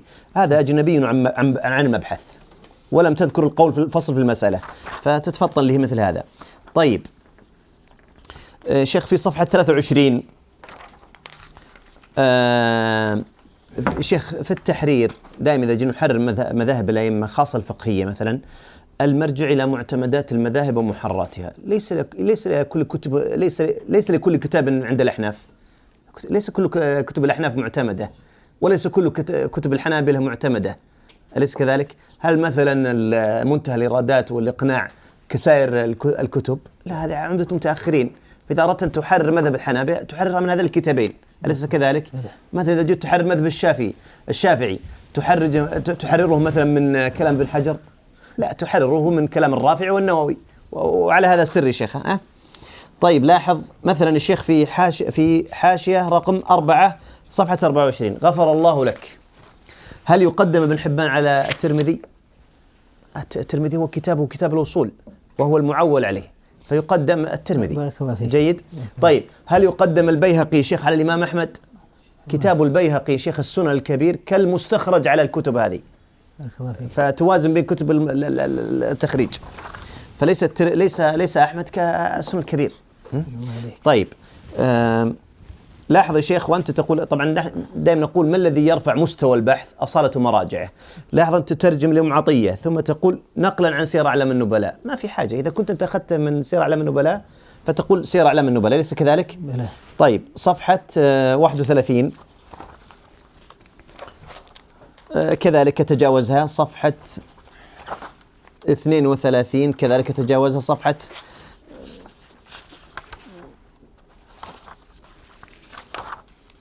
38. لاحظ الشيخ وتقول ولعل سبب خلاف العلماء في هذه المسألة يرجع إلى تباين فهمهم واختلافهم في طرق والتي تدل. طيب من قال بذلك؟ صحيح أنه سيأتي النص عليه فيما بعد، لكن الشيخ لو أحلت في الحاشية هذا موضوع إحالة. طيب طيب لاحظ الشيخ القول الأول في صفحة 39 أن قراءة القرآن عند القبور مستحبة، وقال بعضهم بجوازه وأنه لا بأس بها. لا يصاغ القول هكذا، بل يقال جوازه كذا. بارك الله فيك. طيب صفحة لاحظ الشيخ هذا من الصياغات، تقول واستدل أصحاب هذا القول بما يلي. الدليل الأول استدلوا، ما في حاجة أن تكرر استدلوا، ليس كذلك؟ صحيح. طيب أنت تقول في حاشية رقم 4 في صفحة 41 كما قال البعض. معروف أنه من المعيب عند النحاة تعريف بعض وكل، لا تعرف. طيب صفحة 44 لاحظ يا شيخ وأنت تريد نقلا عن ابن حجر ثم تقول إيش؟ نسبة قول لابن باز، نسبة قول أحلت إلى مصدر وسيط مع وجود الأصل. وتعليق الشيخ على الفتح متداول، ما في حاجة. هامش رقم 1. طيب صفحة 46 لاحظ يا شيخ أنت تقول أتيت بنص لشيخ الإسلام في صورة لا تتحدث أنت عنها. مهم الشيخ أن يتطابق النقل المنقول أو القول المنقول مع الصورة المراد بحثها. فأنت أتيت بنقل في غير الصورة المرادة. وأما جعل المصاحف عند القبور، نحن ما نبحث عن هذه، نحن نبحث عن قراءة القرآن عند القبور. أثناء الكلام هو يذكر أعتقد قراءة القرآن. إذا ما في حاجة تأتي بهذه، أليس كذلك؟ لا تأتي إلا بما هو موضع الشاهد، أليس كذلك يا شيخ؟ بلى. طيب صفحة 53. طيب كذلك تجاوز لأن كثير من الأشياء سأدفعها إليك يا شيخ، فلا حاجة إلى أن يعني نطيل على المشايخ. طيب لاحظ في حاشية رقم 3 في صفحة 54. طبعا الشيخ تعتني الآيات ترسم بالرسم العثماني، أليس كذلك؟ بلى. كان الأولى أن تأتي بالنص الصريح له. يعني لاحظ ايش هذا ليس نصا صريحا للألباني، فابحث عن النص الصريح له. ثم هو كلام في غير الصورة المبحوثة، وهل قال به أحد غير الألباني؟ ترى يا شيخ أيضا من الإشكالات عند الشيخ الألباني رحمه الله هناك أقوال له في الفقه لم يسبق إليها. وتعرف موقفه من المذاهب. طيب صفحة 57 تجاوزها كذلك. صفحة 58 وهذا نبهت إليه سابقا. لاحظ شيخ التخريج من البخاري ومسلم كما نبه الشيخ عبد الله له توثيق معهود، يذكر له الكتاب لأن عناوين الكتب عندهم والأبواب هي فقههم، فلا يكفي فقط العزو إليهم، وإنما لهم عزو معهود. طيب صفحة 59. طيب ننتقل إلى 65. لاحظ في آخر الحاشية في حاشية 2: وإنني لم أقف على أحد من العلماء أجاب عن هذا الحديث سوى الحافظ بن حجر. 65. أنا أقول يعني شيخ هذا عندك بعض العبارات أتمنى أنك تراجعها كثيرا في البحث. بارك الله فيك. هل هذا بعد تتبع واستقراء؟ ذكرني في حاشية 2. تمام شفت. وإنني لم أقف. شيخ لا يتجاسر أحد على هذا إلا بعد إيش؟ إلا بعد عناء في الاستقراء. يكفي أن تنقل جواب ابن حجر. واضح لك يا شيخ؟ لا أخفيك شيخ، أنا تتبعت يعني الكلام هذا، لكن ممكن إذا أضف يا شيخ حسب بحثي. بارك الله فيك. حتى تخرج من العهدة، ولكن لو أعفيت نفسك منها يا شيخ لرفعت الحرج عن نفسك. أحسن الله. طيب طيب لاحظ الشيخ في صفحة 67 وأحيانا ربما أن تعتمد على بعض ما يكتب في كتب التراجم. محمد بن أحمد السفاريني سلفي. هل هو سلفي يا شيخ؟ السفاريني هو بحسب ما قال في كتابه من هم أهل السنة، هم اصطلح على أنهم الثلاثة: أهل السنة الخالصة والماتريدية والأشاعرة. لكن يا شيخ لا يقال سلفي. هل يقال عنه سلفي بالمعنى المتداول؟ في نظري أن لو أيضا تعافيت منها لكان خيرا. نزيل إن شاء الله. جيد. صفحة 71 كذلك تجاوزها 74 أيضا تجاوزها 76.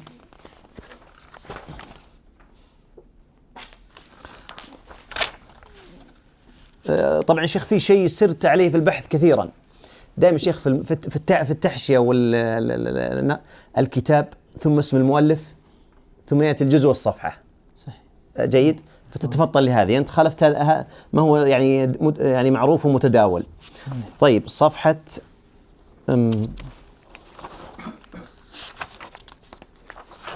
صفحة 91 أو لنقل يا شيخ 91. نعم في آخر الصفحة يا شيخ وأنت تقول والذي يبدو يا شيخ والذي يبدو أن الصحيح في آخر الصفحة. يعني هل هذا مستساغ في إلا أن تكون على سنة اليهود في البداء. فلا يقال يا شيخ في الترجيحات ولا يتداول هذا مثل العلماء في الترجيح وتقول الصحيح. الصحيح. بارك الله فيك.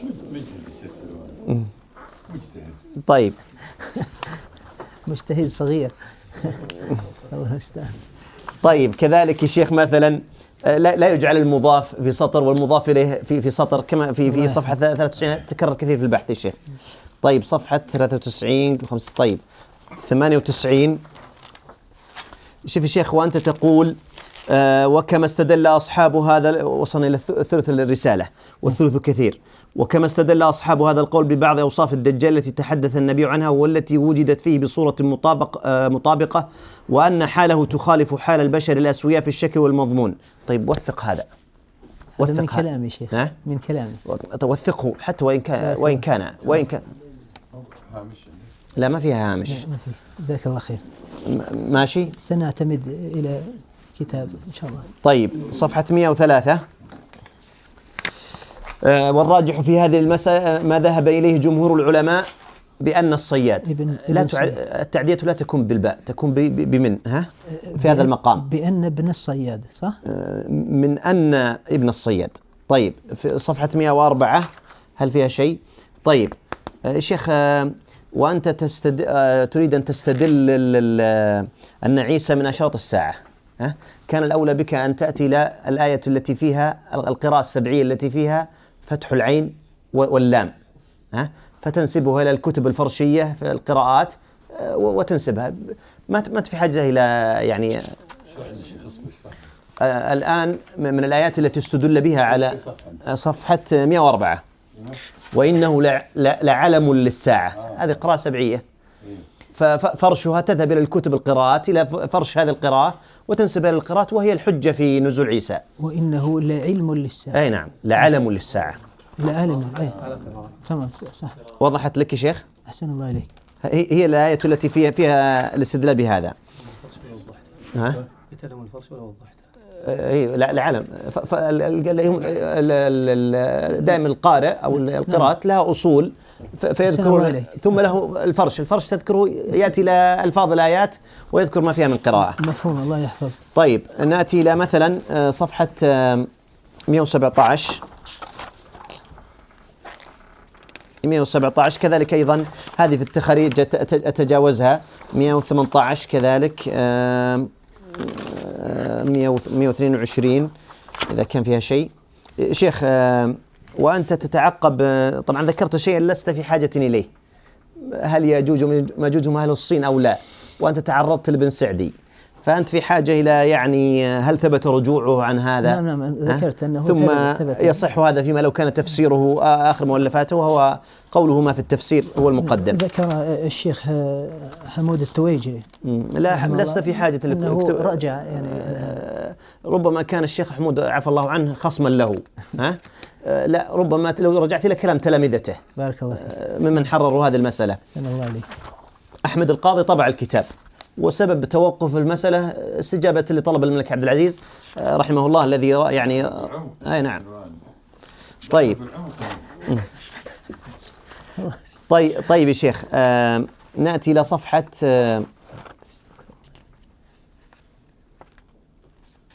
144 نشوف فيها شيء سنة. اقرأ يا شيخ الحاشية رقم 4 فقط، لأنك أحيانا من حرصك وشدة جمعك أحيانا بعد ربما كان عليك لا لك. لحظة في آخر في حاشية رقم 4. ويقول ابن عاشور وقد كم شيخ 144؟ لا 144 حاشية رقم 4. فتح القدير. وقد ذكر فضيلة أستاذ الدكتور محمد إلى آخره. لا ويقول ابن عاشور، ويقول ابن عاشور وقد رأيت في وصف وقد هذه رويت وقد رويت هذه في وصف هذه الدابة ووقت خروجه ومكانها إلى آخره. هذا مكانه يا شيخ عند الرد على من قال بخلاف ذلك. لا ليس مكانه هنا. صحيح. جيد. فأحيانا يعني جمعك جيد ووقوفك على مظان الكلام جيد، لكن يأتي أين تضعه؟ صحيح. أين تضعه؟ طيب الشيخ، كذلك تجاوز 152 157 كذا. لاحظ يا شيخ، وهذا أيضا إشكال عندك في حاشية رقم 4 157. صدرت في أول التخريج حديث موضوع حكم قبل التخريج، أيهما أولى؟ تخرج ثم تحكم. صحيح. ثم أنت تقول موضوع، ثم نقضت نفسك فقلت ضعيف. صحيح أن الموضوع يدخل تحت أقسام الضعيف، لكن أنت هكذا جعلت الأمر مضطربا. شيخ أعتقد أنه سبق تخريجه، ولهذا إذا ما في حاجة لإعادة التخريج. ليس كذلك؟ الله يحفظك. طيب صفحة 166.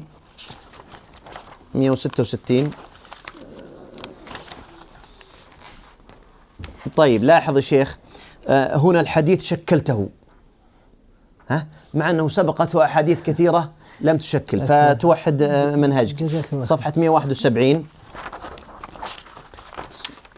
صفحة 171 أيضا يا شيخ، واستدل أصحاب هذا القول بظاهره. طيب لو بينت وجه الشاهد ووجه الاستدلال. 174 شوف، لا أو لاحظ يا شيخ 172 في الحاشية رقم 6. وأنت تترجم لمن يا شيخ؟ الحافظ بن منده. نقل الذهبي عن أبي نعيم. طيب هذا احذفها، خارج عن مقصود الترجمة. طيب بارك الله فيك. عرفت؟ لم نسألك نحن في اعتقاد، احنا نبي أركان الترجمة، اسمه، مولده، وفاته، مشايخ، مصنفة، هذه أركان الترجمة. مفهوم الله. جيد. طيب صفحة 175. هل خرجت هذا الحديث يا شيخ؟ أي واحد؟ حديث الإسراء. حاشية كم؟ 175 في تحت القول السابع. إيه. كل سنة. طيب الشيخ أيضا في 174 الحاشية رقم 8، هل خرجه ابن رجب وعزاه؟ بتعرف ميزة كتب ابن رجب ديوان لأقوال السلف 174 حاشية رقم 8. هو نقله من ذكر الموت لابن أبي الدنيا بس ما رجع ليش. أي جيد. ثم لاحظ يا شيخ في أول الصفحة تقول حتى تعرف فرق بين أن يقول العلماء عامة وفرق بين أن يقول عوام، لأن العلماء يا شيخ منازل، فإذا أرادوا جميع عبروا بلفظة عامة، لكن إذا أرادوا أن يعني يضعفوا قولا فإنهم يقولوا عوام أهل الحديث، ليسوا أهل الحديث كلهم على درجة واحدة. ففرق بين أن يعبرون الشيخ بقولهم عامة وفرق بين أن يقول هذا قول عوام أهل الحديث. وضحت لك؟ صحيح. نعم. عرفت الشيخ فارق التعبير؟ صحيح. جيد. طيب الشيخ مثلا في صفحة 176 وهو قول ابن حزم ومن وافقه. طيب مثل من في أول الصفحة؟ نعم. وضحت لك يا شيخ؟ ومن ذهب إلى هذا القول يعني لا ما أحتاج أنا منه. الله يحفظك. أنت طيب أنا يعني دقة في النقل تبين لمن وافقه. بارك الله فيك. أما إذا لم يوافقه أحد هذا بالعكس يساعد من يرى عكس قوله في تضعيف قول ابن حزم، أنه لم يساعده في هذا أحد. أحسن الله إليك. وضحت لك؟ وضحت. طيب أتجاوز. طيب شيخ في صفحة 178 تقول وقال به بعض الحنابلة منهم القاضي أبو يعلى، ثم لما جئت إلى الحاشية عزوت إلى أهوال القبور وأحوال أهلها النشوء ابن رجب. طيب الشيخ ألا يوجد القاضي أبو يعلى ما له كتب؟ أليس له كتب يا شيخ؟ له كتب فتعزو إليها. طيب هذا 179 طيب 182. طيب يا شيخ 182. طيب كذلك أتجاوزها يا شيخ حتى لا نقف عندها. هذا في 182 طيب يا شيخ في 191 حاشية رقم 2 هذا النقل عن النووي حقه أن يكون في صدر المبحث لا أن تجعله في حاشية، فأن تنقل أقوال جيدة وتصل إليها وتقف عليها، لكن اعرف أين تضعها. جيد، هذا تأكيد لما ذكرنا سابقا. 100 كم بقي شيخ؟ ايه خلاص أجل يا شيخ، يعني هذه بعض ما. طيب يا شيخ لاحظ صفحة 198 حاشية رقم 5 ليست مرجعا في العقيدة، الموسوعة الفقهية، أنت باحث عقدي فالمفروض تأخذ مصادرك منين؟ بارك الله فيك. العقدي ليس من الموسوعة الفقهية، ليست مرجعا. ليست مرجعا. طيب يا شيخ أنا فقط أيضا أذهب إلى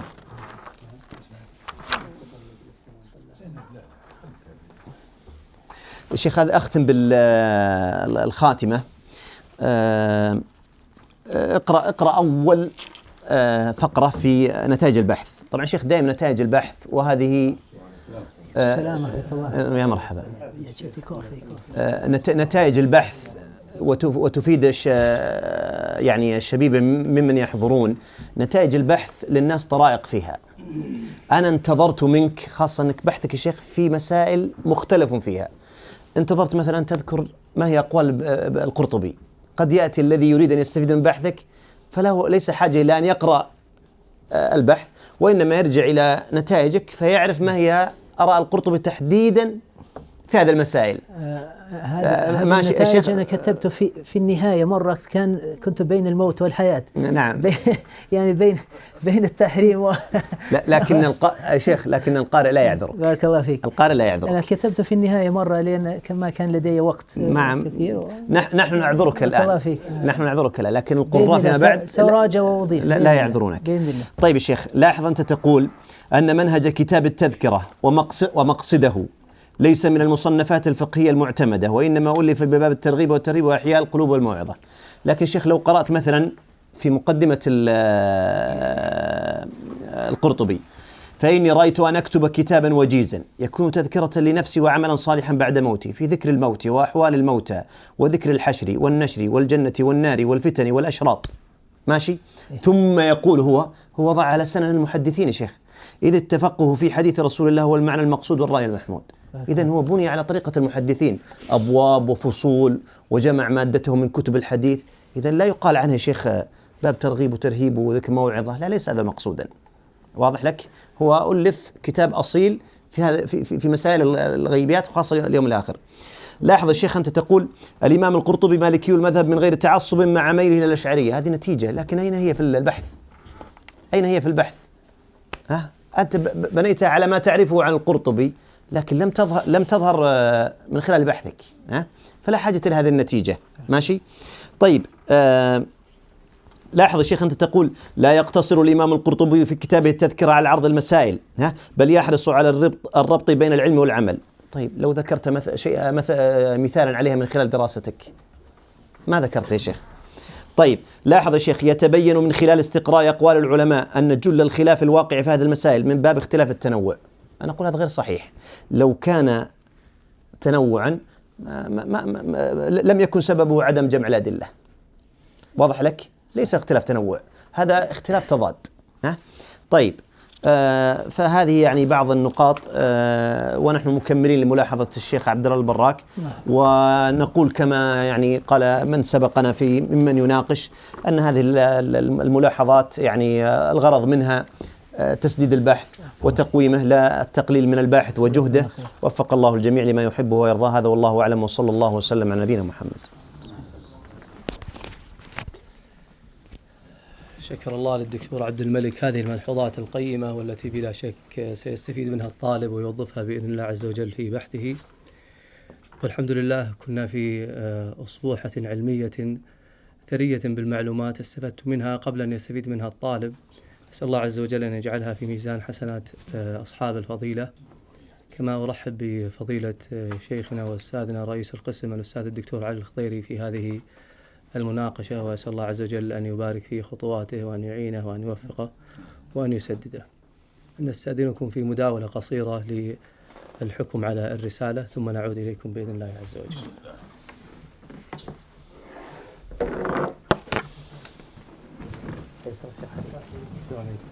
طيب، أذنا جزاك الله خير.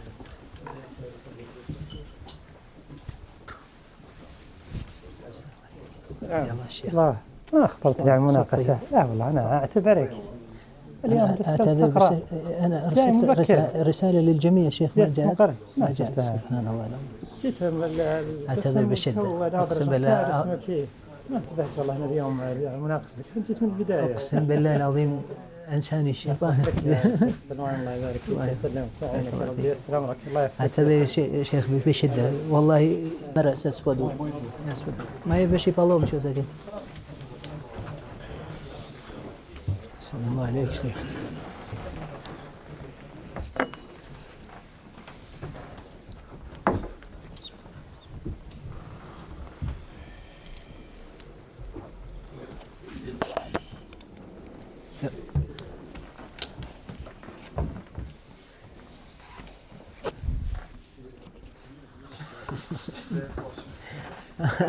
بسم الله الرحمن الرحيم. الحمد لله والصلاة والسلام على رسول الله، أما بعد. دكتور بارك الله فيك. بسم الله الرحمن الرحيم. الحمد لله وحده، والصلاة والسلام على من لا نبي بعده، أما بعد. ففي يوم الخميس الموافق 27 من شهر ذي القعدة من العام 1447 اجتمعت اللجنة المشكلة لمناقشة رسالة الماجستير للطالب سلوان ديلي مهمتاي، والتي كانت بعنوان المسائل العقدية التي حكى الإمام القرطبي الخلاف فيها بين العلماء في كتابه التذكرة. وبعد المناقشة والمداولة رأت اللجنة أن الرسالة مستوفية لشروط البحث العلمي والأكاديمي، وعليه توصي اللجنة بمنح الطالب درجة الماجستير. واللجنة تتمنى للطالب دوام التوفيق، وأن يكون عمله خالصا لوجهه. وصلى الله على نبينا محمد وعلى آله وصحبه أجمعين. مبارك يا شيخ، مبارك، تستاهل، وفقك الله. الله بكم. الله يحفظك.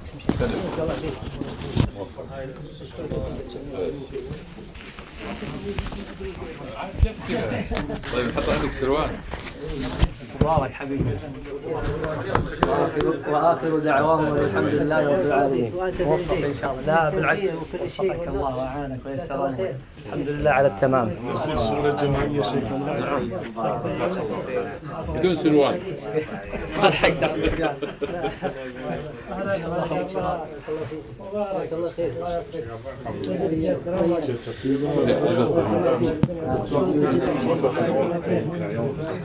Kan je ja tot 40 nog weer jaren.